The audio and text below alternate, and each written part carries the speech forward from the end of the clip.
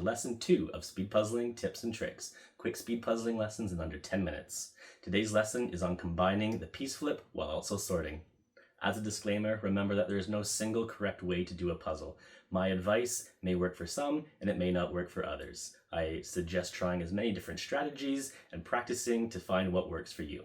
In lesson 1, which I recommend you go and watch, we focused on basic piece flipping, which included no sorting, just getting pieces all face up as quickly as possible with the goal of being under 4 minutes or even faster if you really wanted an advantage while you're competing. This also can show yourself that your hands can move that fast, which will help you for the rest of the puzzle. For today, I will be focusing on 3 different approaches. Number 1 is piece flipping while only sorting out the edge. Number 2 is piece flipping while also sorting out the edge and your first initial project. And number 3, a full sort while also piece flipping. As I discuss the 3 approaches, you'll be able to see it visually. All 3 of these approaches take longer than a basic flip, with the third example taking by far the longest. So the examples are sped up to keep this video under 10 minutes. The more you are trying to do at once, the longer this stage takes.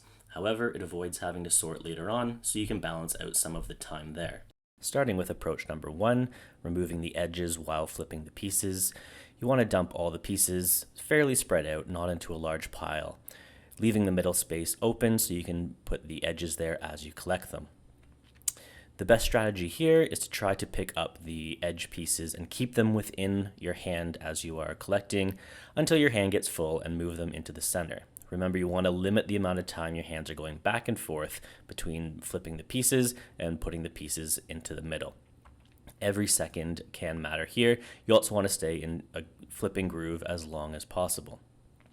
Use as much of the table space as you can, because once you are done, you're going to have all the edge pieces in the middle, which will also allow you to start building the edge without having to move pieces out of the way, overlapping pieces. So you're always planning ahead on what you can do here. I'm moving around in a clockwise motion, not jumping around trying to find all the edge pieces. I just find them as they approach. In future videos, I will try to cover how to pick up the pieces in your hand so they kind of all stay upright. You don't want to be dropping the pieces into a large pile in the middle where some of them are flipped, some of them are not, because then again, you're just wasting time doing a second flip in the middle. As I move around the edge, there's not a lot of pieces left to do. You want to make sure that you're not trying to focus on putting the edges together already and splitting what your mindset's going to be.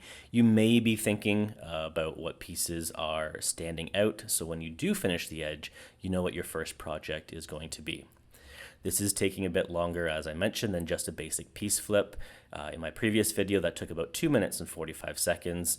We're approaching almost a minute longer in this case, but the first task is already out of the way. So you are setting yourself up to go straight into something into making the puzzle. You know what's coming up first and you're ready to go. On to approach number 2 now. Dump all the pieces out. This time we are looking for all the edges while flipping, as well as what our first project is going to be. This very much depends on the type of puzzle you are doing or the design of the puzzle. If you look at the image on the screen, this is Hello Vinyl by Ravensburger. With the giant blue disc in the bottom corner, that makes it very clear that, oh, maybe I can pull these out at the same time. The blue color also stands out. You'll notice that that shade of blue does not show up anywhere else in the puzzle. So it's easy to notice those pieces while I am piece flipping. Again, you want to use as much of the table space as possible, working around in a clockwise motion with the pieces spread out. If you look in front of me, there are 2 piles forming, one for the edge and one for the first project of the blue disc. You'll notice that the blue disc also touches the edge on the image, so it's up to you to decide where those blue pieces will go. However, if you are definitely going to be doing the edge first, I'd recommend putting all the edge pieces into one pile instead of mixing them up between the 2. Because you're going so quickly, you may accidentally mix up some of the piles, but because of that bright blue color, you'll notice if there's a mistake while you're going through the edges. You may Note you may be going a bit too fast here and you might miss a few pieces, especially the first project. Prioritize the edges first. You can always do a quick glance around the puzzle and pick up any remaining blue pieces. You'll notice I'm doing that a couple times in this video. We're over 3 minutes now. It will take longer the more things you are trying to sort at the beginning. However, this will hopefully save time later on. Keep in mind, the more you are sorting, the more time you're going to be using. There is going to be a point where you are taking too much time sorting, which I'll look at in example number 3. But as we get to the end here, I'm doing a quick glance over with everything else that's remaining. I'm going to put my hands over top, make sure all the pieces are as flat as possible. Do a double check, and we're done. And finally, on to approach number 3, the full sort. You'll notice the start is very different in this approach. All the pieces are dumped into the middle. I'm only going to start off by focusing on the pieces that are already face up. The actual flip aspect of this is very minimal. It's very much focused on the full sort.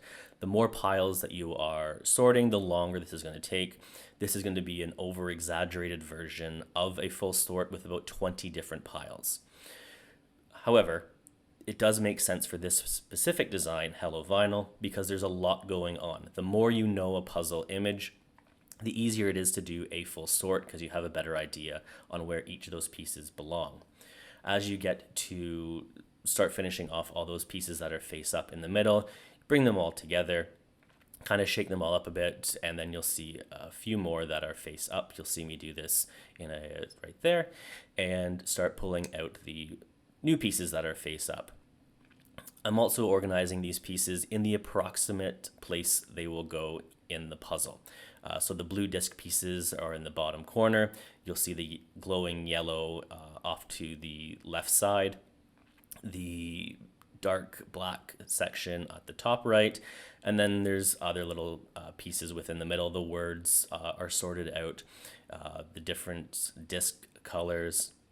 The flowers are down closer to me as well. So the more you're organized that way, once you are done this much longer sort as we approach 10 minutes, you can start working on these small projects. You don't need to worry about moving them around to a certain place. You can just start on one and move from one to the next with everything attaching quite quickly. This is not my ideal way to start. I usually go slower overall with my time. However, there are some puzzlers that are absolutely amazing at doing this. If you are very fast putting pieces together, this may be something for you to consider, but it does require a lot of practice.